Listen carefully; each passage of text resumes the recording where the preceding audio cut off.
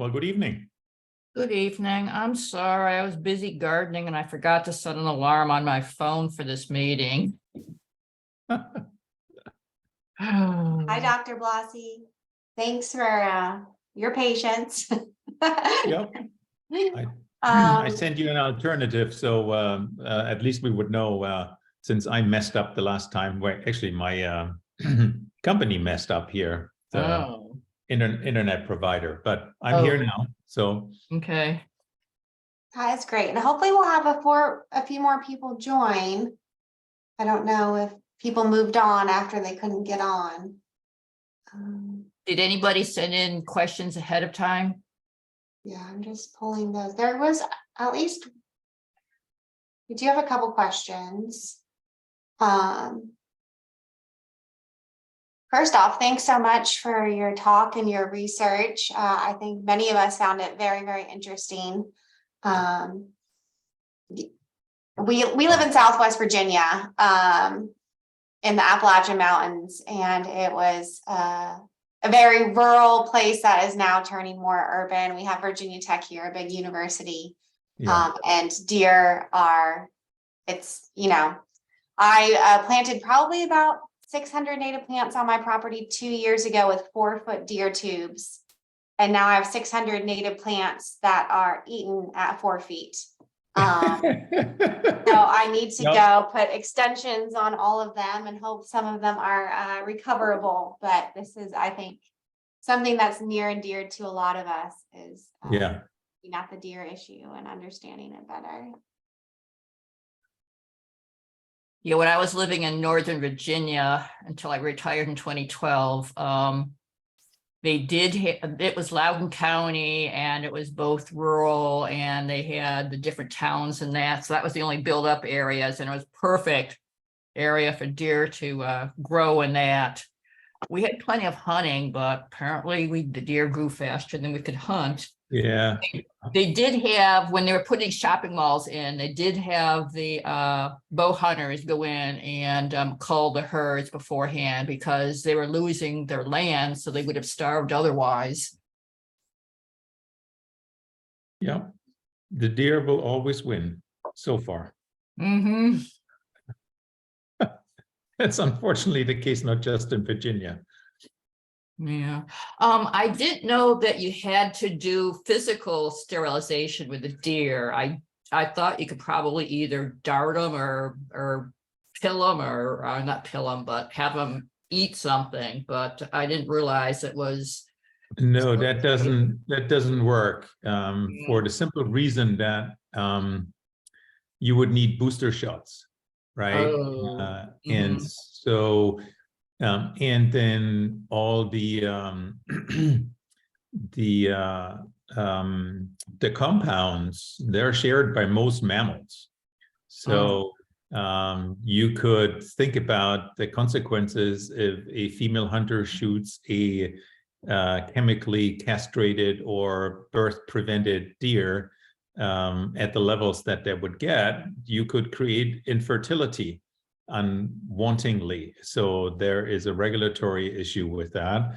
And for those of us who have tried to recapture the same deer, they are being trapped once. Don't even think that they would go into the same trap ever again or allow you to approach. People are always aware or familiar with the deer that they see every day in their lawns and gardens, which you can approach if you don't have a dog, because they know that you're not going to hurt them, right? As soon as you put a dart in their ass, they're not going to come back. So they have a larger flight distance. To be cautious. It's the same with the hunting situation. These are incredibly smart animals that are learning to live within our surroundings, whether that's coyotes, whether that's bear, whether it's deer. They know what they can get away with. And if they're careful and avoid traffic, that makes for good living situations, even in among humans. And so you can't do birth control that way by feeding them something or the redarting. That's only possible if you have a captive population, right? Because they can't get away. You can push them somewhere against the fence and then, reload your dart rifle and shoot them again. and then you would need to mark them. That's the other situation, right? So because you don't want to shoot all the ones that for some reason like darts in their asses, so they keep on coming, but they don't need it anymore. So you would need to mark them. So that's it's just a logistical and practical nightmare, and so that's why it doesn't work. Okay. Hi, Carol. Hi, Janet. Hi there. Thanks for the reminder. I had forgotten as well. So Yeah, these pop-up Thursday meetings, aren't easy for us to remember. I know Carol had a question. I see that here. Carol, do you want to ask your question or do you want me to read it? no, I'll ask it.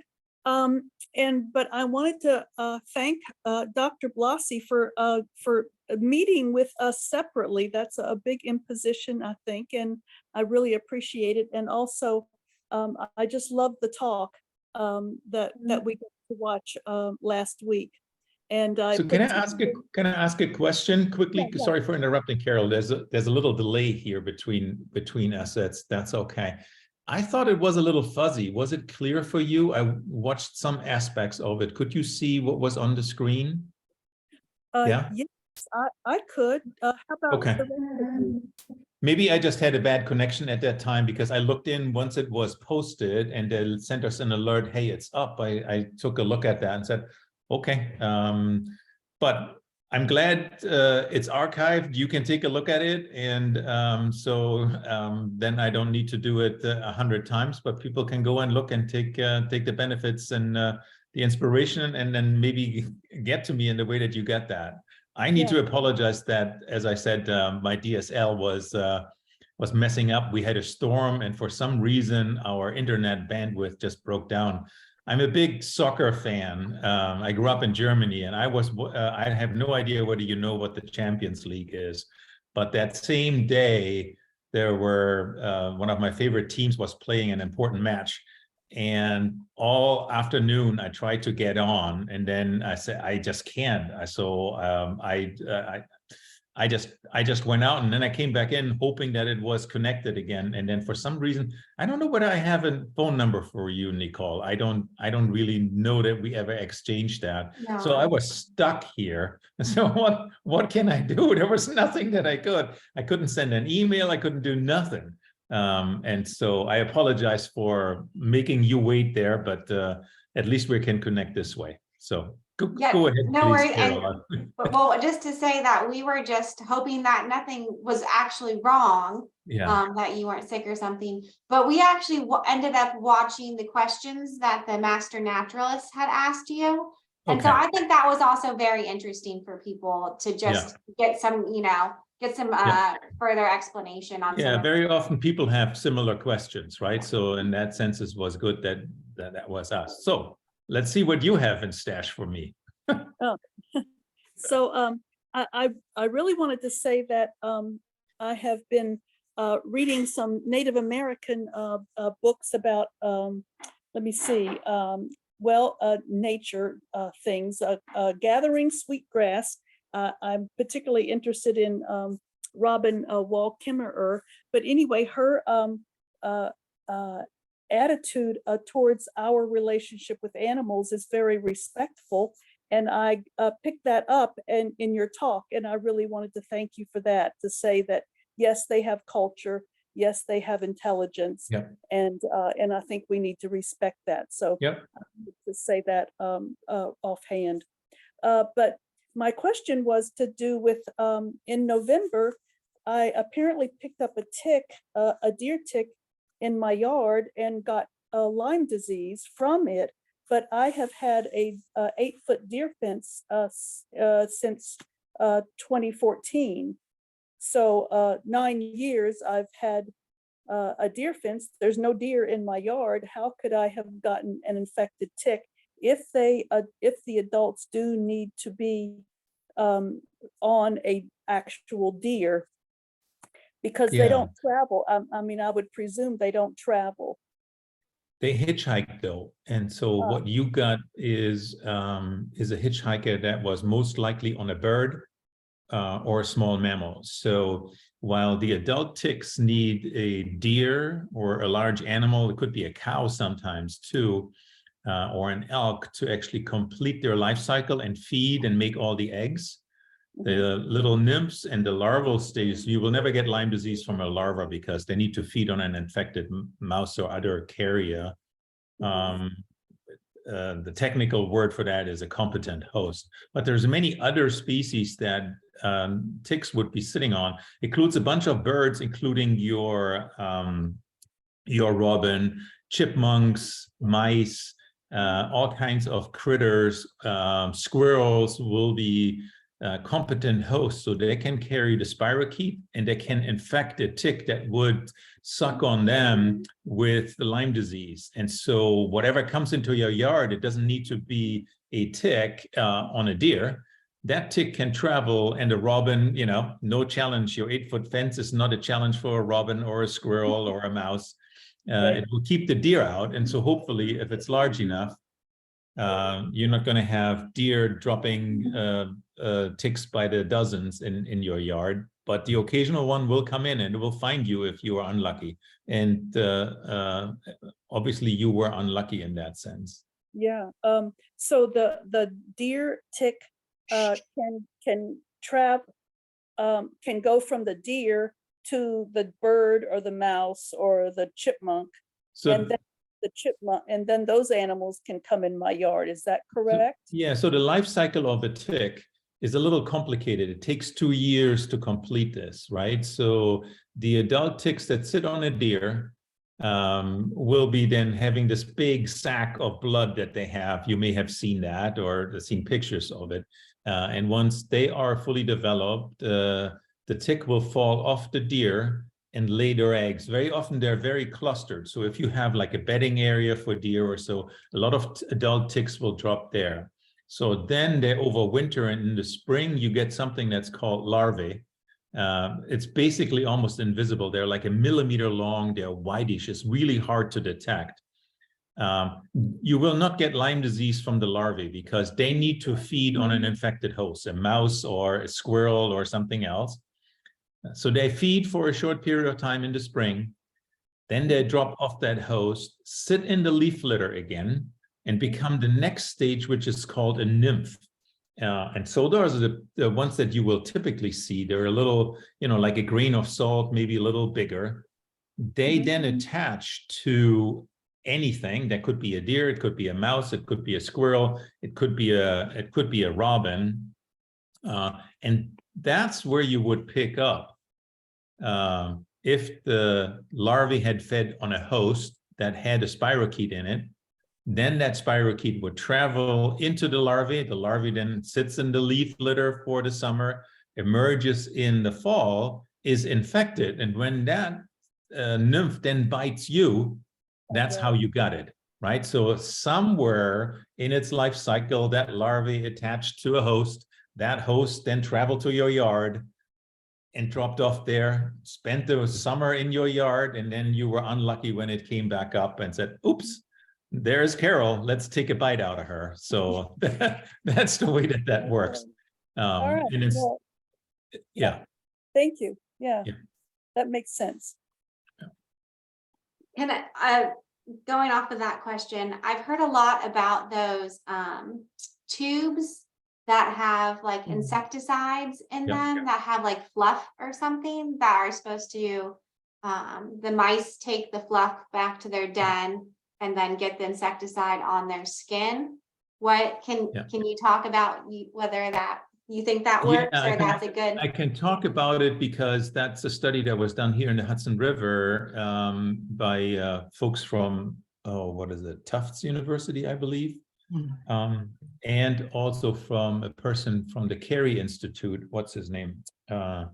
It may come in. They just published their work actually this spring, and it showed that both if you go and fumigate or insecticide your yard to get rid of the ticks, that doesn't work. It doesn't decrease Lyme disease and the number of infected ticks.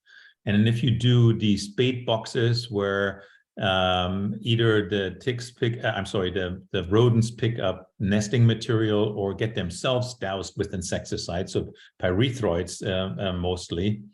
That doesn't reduce the incidence of ticks in your yard. So they did that study, and it's pretty clear to me why it doesn't work, because you focus on a couple of organisms. One is you spray, that gets rid of all insects in your yard, right? Not just the ticks. There's no ticicide. It gets rid of all the insects. If you saw, what's her name? Is it also Carl Renkel, who's writing from Nashville in the New York Times? He said, why do you have still lightning bugs in your yard? Check it out as a column from this week or within the last week. So if you use insecticide, you go do more than just get rid of the ticks. And if you just focus on the rodents, the small rodents, that's not even squirrels, that's mice, right? So very often white-footed mice. From what I just said, you have ovenbirds and robins and chipmunks and squirrels and a whole bunch of other birds that are all able to bring ticks to your yard. By just treating the mice, you're not going to do anything, right? So it's not working to reduce the populations of the ticks in your yard by focusing on just mice or just insecticiding. So if you insecticide, maybe you have a clean sweep, but the mice are still coming and the ticks are dropping, right? So it's just a temporary blip in that.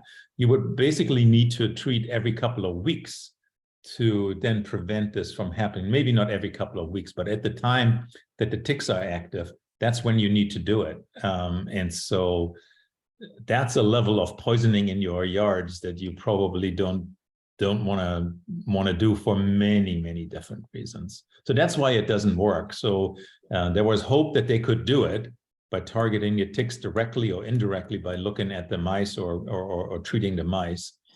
And it's the same thing with you may have heard about the four corner poster situation, where the deer come in and feed.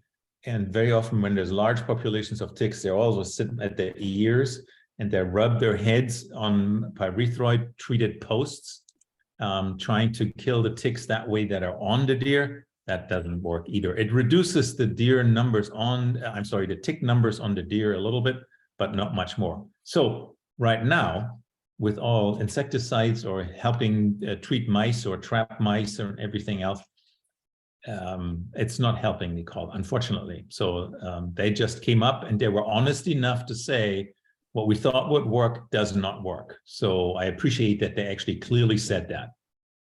Mm-hmm. Well. And so then, is there really any solution for Lyme disease? Because then it seems like if you just treat the deer, that's not going to solve the problem either. So there are two solutions to Lyme disease. One is reduce the deer populations down to a level where basically that epidemic dies down, but that's very low levels, right? And we don't have a 100% guarantee that will work. Some of the modeling that some people have done, and the idea is that you need to get it way below 10 deer per square kilometer or even square mile, so that not every tick will find a deer that's waiting for one, right? So every adult tick would need to sit on a deer to complete the life cycle. That will take a while to then also run itself out, like any epidemic. Think about COVID, right? It took a while for the immunity to get through the population, and you still have a little bit of it, but that's very typical. Initially, just lots of infections, lots of deaths, unfortunately.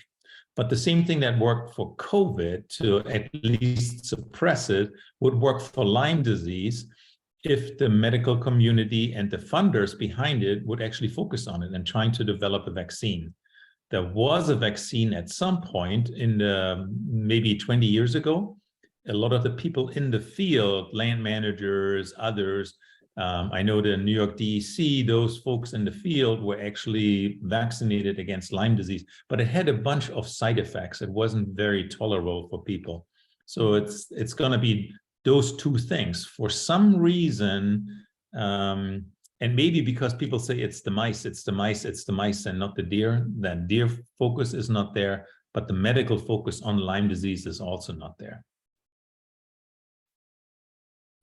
So what is your solution, your best solution for reducing the deer population to below 10 individuals per square mile? When you say solution, that has many different components, right? So I could just say, get them down to that number, which means you need to remove them from the landscape. So I can easily say that, but I know that is a complex situation, right? So you can think about large areas, you think about the Smoky Mountains that you have, right? How do you get the deer out of the national park? That requires a concerted effort. And maybe some of you are sitting in suburbia. I don't know, I can't tell, but just looking at your living rooms or wherever you are sitting, that requires, once again, a different situation and a different concerted effort. So where people are and the density is high, and you cannot go with people that can shoot the deer with rifles or other things, you probably need to go and dart them, and then once they are darted, you need to euthanize them. We have done that here at Cornell on core campus. You know, my university president said to me, "Hey, Bernd, you know, I can't allow you to shoot on core campus on the egg squad." I said, "Yeah, David, I know that's not going to work." Well, we got permission from our agency to go, and we had a student do that, run around and drive around, not run around, but drive around with the Prius and a dart rifle at night, and then dart the deer, and then they were euthanized after they were down. So that's a very safe way. In a neighboring community to us, they do the very same thing. They have a contractor that they bring in, and they're in a police cruiser going through the town every year, every spring. So you prevent the birth, and so there are darting individuals from the car. So you, by then killing them, you also prevent them from being educated, right? So they get shot once and that's it. That's the only time that they're experiencing that. So that's working in suburbia where it's unsafe to do it. Outside of that, it's gonna be shooting them with whatever is allowed and safe, but it's not recreational hunting. And so recreational hunting will still be there, but then to really get it down, you probably need to hire professionals. And that could be government agencies, or it could be municipalities hiring something. It could be a private enterprise. That's all possible. That needs to be developed, and it's a political hot potato to swallow right now, right? So the management agencies are of course not in favor of it. Hunters don't like the idea. So for now, that's not being put into existence. It does exist to some extent in Switzerland, so it's not unheard of. So Switzerland, you know, the lovely little mountain towns that are visited in the summer for hiking and for skiing in the winter, their existence is threatened by avalanches that come off the mountains. And so they have protected forests around them. The deer, it's red deer over there at that time, so our elk, they would prevent forest regeneration. So they don't want to do that. So they try to keep the numbers down that allows forest regeneration. And they have the Swiss are rich, they're very sophisticated. They can do things that would be really impossible to do here in the US. But they have a forestry department, it's a federal forestry department that said that many deer are tolerable. They allow recreational hunters to go in and shoot whatever they want. And then they have to report, and then the forest department assesses, oh, for this area, we needed the reduction to be that high. For this area, we needed the reduction to be that high. And the recreational hunters didn't do that. Then the professional hunters go out and fulfill the quota. They're being paid for that. Okay, so that's the way that you do it. Here, the idea that I articulated, I think, in the presentation is a market hunting idea. So where you allow people that shoot deer, then allow them to be able to make a living, or at least gain monetary benefits from doing that, and selling the venison, either to a government agency, to a butcher, or something else. That's happening all over Europe. So there's no safety concern about eating venison or anything of that sort. That was a very long answer, Carol, but it's complicated, it's political, and it's also logistically, how do you get the numbers down to a level where then all of a sudden we may have an impact on Lyme disease? Right, thank you. I think that was very helpful. I was wondering sort of what the definition of regulated market hunting was, and you just answered that. Yeah, so if you Google or you know about what's called the North American model of wildlife conservation, they implemented that about 120 years ago because market hunting was so important of driving deer populations down, almost eradicated the bison, wiped out the passenger pigeon, right? So that was unregulated market hunting. Anybody could go out and do things and then sell it to the city populations that were really wanting to have, wild game to eat on the table. So the railroad helped with that because you could get salted meat or even sometimes refrigerated meat into the cities for sale then. And so that drove a lot of the wildlife population almost to existence. And then the people said, hey, we want to eliminate that. And so they said there's no sale of game meat anymore. So if you can go and buy whitetail deer meat, but it has to come from a farm or from New Zealand. So when you go to a grocery store, that's what it is. It's from a captive operation. Or in whitetail deer were introduced in New Zealand, and so they can be shot there and shipped to the US. That doesn't seem like a good climate-friendly operation. So, Interesting. Does anyone have any other questions at this point? I was sort of curious. I'm curious if any other byproducts from deer. Like, is anyone like using bone meal or blood meal or making fertilizer or, using the whole the hides deer? are being used. And the hides are being used, and so the butchers that process a lot of deer during the hunting season, they will salt the hides or give it to an individual, and you can make lovely belts out of them, or vests, or clothing, or whatever you have. So the hides are being used. It used to be that a lot of the leftovers from butcher shops were rendered and you would make them into soap or something else, right? That still happens in some places, but I don't know whether a lot of these are all mom and pop shops mostly that process deer, and you will probably have that in Virginia as well, little butcher places that you pay, I don't know, $80, $100 and get a deer processed or so. What they do in Virginia, I do not know. Larger shops will most likely, because of the amount of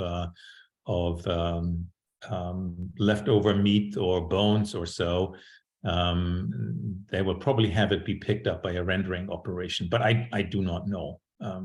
You could, as you said, blood meal, bone meal, all these other things you could do out of it. You can make dog food out of it. My dog here, who was whining a little while ago, she lives on 70% venison, right? So that's what I have. So that's, she's doing really well on it.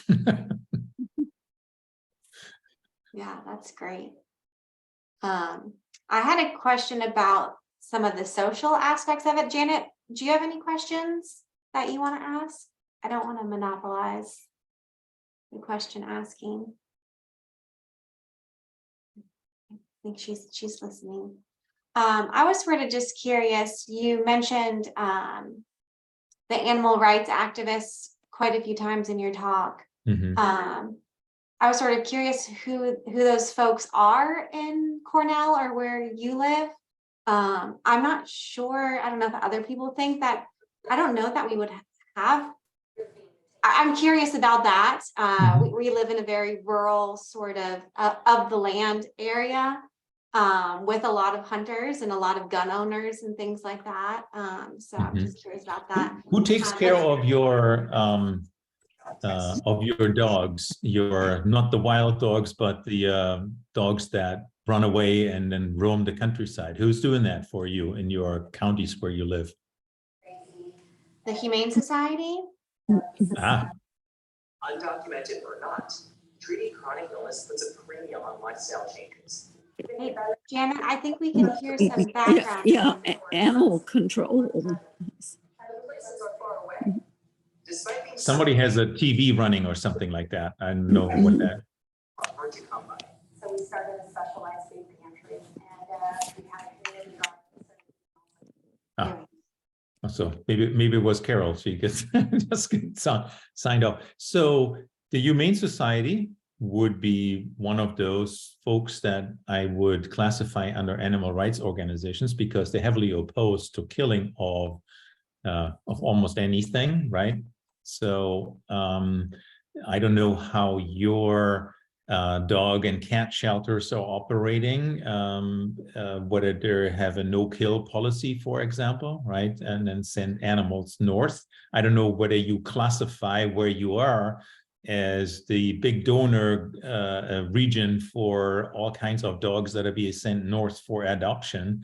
So here in our area, there are not many dogs that run around without having an owner. So only occasionally one escapes, but it's not, but we get shipments, tons of shipments from what's called the Southeast, where maybe the climate is even better, that they can hang out without needing a lot of intensive human care. That's what people tell me. There's not enough dogs that are being given up to fulfill the demand for dog adoption here. That's for dogs. So Humane Society is one. Have you heard the name PETA? Yeah, so that's another group. And then sometimes those individuals are not necessarily organized, right? But very often it's the organized folks in the Humane Society and in PETA that would object to things. So when we started this entire thing of being a little more aggressive in our deer management, they did the typical thing, what they very often do. They do social media campaigns, right? And so all of a sudden, my inbox was inundated with 10,000 emails coming from all over the world, and you get these little waves. All of a sudden, it gets into Australia, or it gets into Russia, or it gets into Europe somewhere, and all of a sudden, I get 500 emails from Australia or 200 from New Zealand, just because there's a new network node that all of a sudden it's being sent around. It's always the same title. It's always the same text. It's very cheap, right? So saying, hey, thumbs up, or I support it, and it goes out with the same thing through change.org or any other organization where you can sign letters. It never makes a difference. I could easily screen it out because I just have a filter that says that, boom, and it goes. I archived those just to have an idea where things were coming from. So I can tell you now, it comes in waves and never makes a difference because people are basically very thoughtless about it, and it never came from people locally. It always came from people that had no idea what was actually going on, right? So, but those are the groups, and they have because they're loud, they know what to do. They have organizations where people that feel like we shouldn't be doing this deer killing in our neighborhood, they can go in, they can get LinkedIn into the publications that they have, the websites that they have, and just think about a little mayor in your town trying to say, Nicole says, hey, mayor, or village supervisor, whatever you have, we need to do something about the deer here. That person is probably not very well educated, most likely, in all the deer issues and the back and forth and the ecology and all these other things. Well, a couple of people that want to know what you need to say if you want to protect animal, just go to the Humane Society or PETA, and they get all their talking points, and they're very well organized and funded. And so all of a sudden, a mayor who wants basically peace in their neighborhood, in their little town or city, is faced with opposition. And so very often they shy away from doing something that would be ecologically right, because you have people with a bullhorn standing there and saying you shouldn't be doing that. Yeah, I think we can relate to that locally, with Autumn Olive, that there's, we have Autumn Olive taking over some of our public parks, and I think the town is sort of at a standstill because they're afraid to remove it because everybody's going to complain that they're, cutting out the ecosystem and, removing these shelter species that provide berries and all these things. So they do nothing, and it just grows and grows and grows. So I could very much see that, you just try and keep the peace, and maybe the folks who are anti-invasive species just aren't squeaky enough. Yeah, they don't typically take a bullhorn, right? And so I'm not willing to just rip every introduced species out no matter what. I like to see the evidence that it actually does something that would be detrimental to the interest that you have, or in a park or otherwise. But very often people think very short term, right? So I don't want to kill a deer because that individual has a life or a right to live. I agree with that. But that individual doesn't have a right to bully out all the other things that are wanting to live in the same place, right? So there's a domino that falls. And if you just protect that initial domino from falling, all the other things that are there and the negative impacts are still there. And you've just protected an individual. So that's, for me, that's not stewardship or ethical and moral behavior. But very often people are not willing to think that far because the consequences are sometimes scary, right? Because if you really think that through, what do you need to do? Do you feel like the native plant movement that's happening right now is allowing maybe some more practical thing, like once people start planting more natives in their own yards or learning more about ecology, that they'll sort of understand how these dominoes actually work, and maybe things will move along towards that? I hope so. It's an important thing, right? So we don't, gardening with native species, restoring native species is all the right things to do. Sometimes it gets a little, let me call it, carried away. Because sometimes botanists define native as what grows within like 50 miles or even less than that, right? Has to be in the same little valley, on the same little face of a mountain. And they said, you can't bring in anything that's from, I don't know, for you, probably South Carolina or Georgia or something. And they ignore the fact that these species have been moving for eons up and down. Some of these species have existed for millions of years, and they followed ice ages up and down. So what is native at one particular time was probably not native 12,000 years ago. We had mammoths here where I'm sitting right now in Ithaca. So, and we had an Arctic steppe. And so what's native at that time, right? So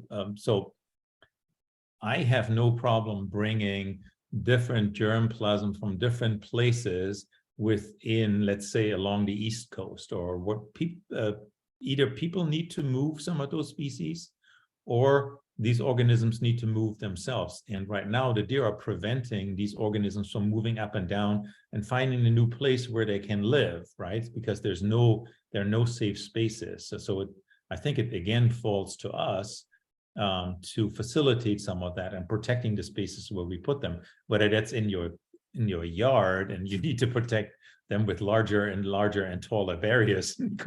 That's a different situation, but that's part of our responsibility. So the nativity, is that the right word? The Christian thing. So maybe I'm using the nativity example too literally, but the native species, native plant movement can also be too exclusionary by defining native too narrowly, right? And it ignores some of the other things. So if you probably have a lot of pine forests where you are as well. Pines, through the wind currents and others, it's new ecological evidence, or maybe not that new, but all the pines are genetically connected along the East Coast, all along the Appalachians, because pollen transport on wind is so far that things are in whatever, New Jersey and in New Hampshire can be pollinated from Maine that comes from Virginia or even South Carolina, if it's the same species, because the wind not only blows rain and snow up there, it also blows pollen up there. So that's an interesting idea that there are, basically interbreeding. Wow, that's fascinating. Janet, do you want to ask anything? No, I'm enjoying listening. Thanks.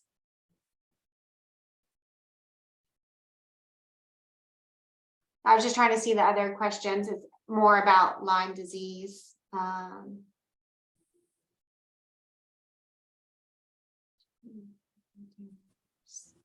I don't think we have any other new questions here. Brenda, do you want to ask anything? No, I asked him at the beginning, so that's fine. I have one more question, if that's all right. I know we're running long. Let me just turn the lights on. Otherwise, I'm going to fade away into the darkness.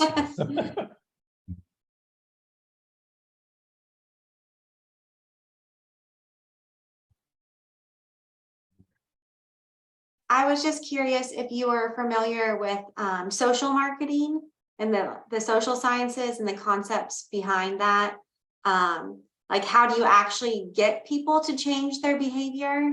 And if you have partnered with any social scientists or thought about social science, Nicole, and I'm trying to figure out motivations and attitudes of people, right? So you saw in the talk one of the surveys that we did about attitudes of people towards deer management. I think I have a screen in there, so that's our own work. We like to ask people questions that are basically allowing them to express preferences, not just within one. Do you want a bigger car? Do you want a green car? And then you say yes, no.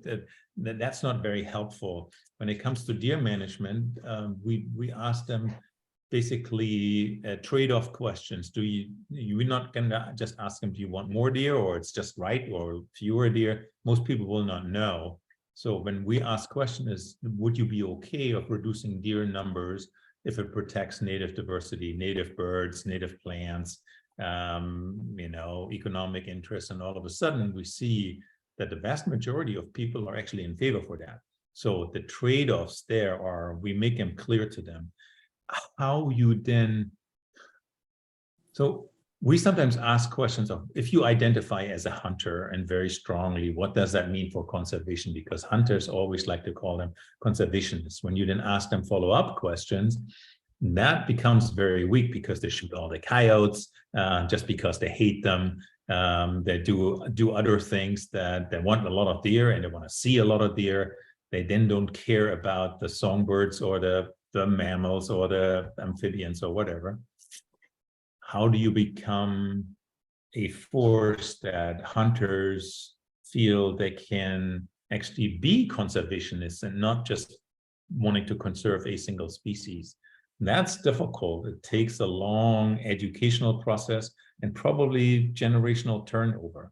So I'm in education, I'm in research and science, because I still believe that facts matter in the end somewhere. Sometimes I feel we're in a time in this world where evidence doesn't matter, because you can just make your own reality by talking to the same group of people that just reinforces your attitude and your opinion. Hopefully that will change over time, because I think at some point truth will bubble up. That's a hope, it's no guarantee. So I'm trying to educate young people, and I see a hope in young people that get into agencies and trying to reform attitudes of agencies. But the slow trickle up will not be enough, because there are very strong forces of trying to maintain a status quo.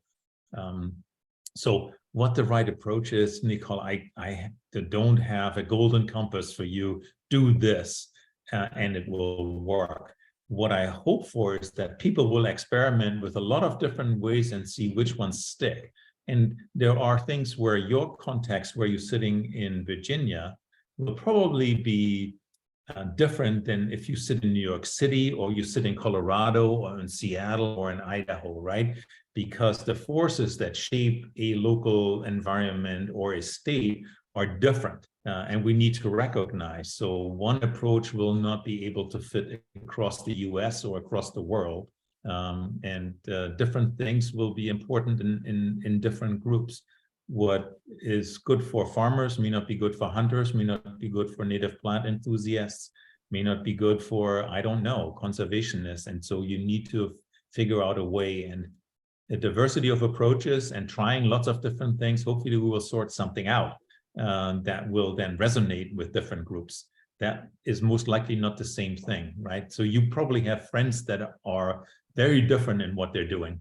And so something that would captivate a couple of people in your friends, but let's say there are glass blowers or so, right? If you have a couple of friends that like to work in glass or anything else, pottery, and you have other people that are absolutely not interested in that one, you cannot capture both groups by talking about the very same thing. Hopefully there are other things that connect Nicole to her other groups of friends, right? So so we need to recognize that and then try ways of communicating with different groups differently.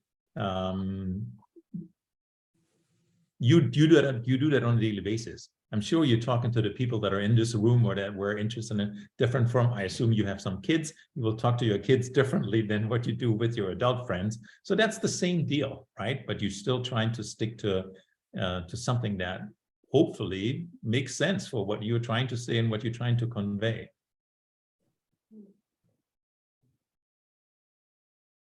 Yeah, it's I a big problem. I have no magic in that, Nicole, and maybe I can learn as much from you, and others can learn as much from you, and your wisdom that you develop on a daily basis that you get from me. So I live through inspiration that comes with new students that coming in or new postdocs, right? The energy that they bring, the enthusiasm that they have for the things, that keeps me. It doesn't keep me younger in terms of age, but it keeps me engaged. It keeps me going and say, well, I'm doing something right. I can facilitate their own careers. And that's kind of how the ideas that I hatch out somewhere with others can live on, and they can do their own, their own science. And hopefully I made some small contribution to getting things better than they are now or that they were. So. Sure. Yeah, no, absolutely. I think we all have appreciated the work that you've done and the research that you've done and found it very interesting. And I think, thinking about how does it apply for our region, and, also being a land grant university community, what are the opportunities to partner locally to manage some of these issues? Yeah, so I can tell you that there is a number of people that reached out to me from Virginia, and it may be associated with Dana Milburn's story in the Washington, what was it? One of the Washington, one of the Washington newspapers, or the talk, or anything else. And so obviously you are not alone in the struggle that you're facing. It's all through the state. I have a good friend of mine who comes and hunts here on our property, who works for Virginia Natural Heritage. So, so I talk to him regularly. He's here in November. He used to go to school here, and so I'm a little bit linked in. And for some reason, there was quite a few responses that came from Virginia. And so we'll see where it all goes. So you know how to find me. If there are things that I can help you along with something, I'm more than happy to do that. I'm not going to change jobs, so that's no, there's no convincing. We have really great weather here. Well, you're from Germany, maybe you like the cold. Yeah, no, I consider Ithaca a really sunny place compared to where I grew up, which was basically Seattle climate. And so people always think I'm crazy. But I like the changes in the seasons. I appreciate a winter of quiet. And with what we have been experiencing in terms of climate change, or the change in whatever it was, I have a half-mile long driver and I have a tractor mounted snow blower. I've used that 3 times this year. So that's nothing, right? So the number of months with the snow cover has been reduced to very little. So I'm more concerned about my fruit trees, that they're not tolerating this up and down and having 90 degrees in March. That seems outrageous here for us. I don't know what you are sitting in. So we'll see. Yeah. Great. Well, does anyone have any other questions? No. Okay. Well, thank you so much. Sorry about the troubles last time and this time, but really appreciate you taking some time for us. Yes. Okay, good luck with whatever you do in there. Hopefully, with the push from many different directions, something will need to go and move into the right direction. So good luck with that. As I said, you know how to find me if there's a question. Great. Thank you so much. Have a wonderful evening. Yeah, Thank you. Mhm. Bye. Take care. Bye, Janet. Bye-bye. Bye, Brenda. Bye-bye.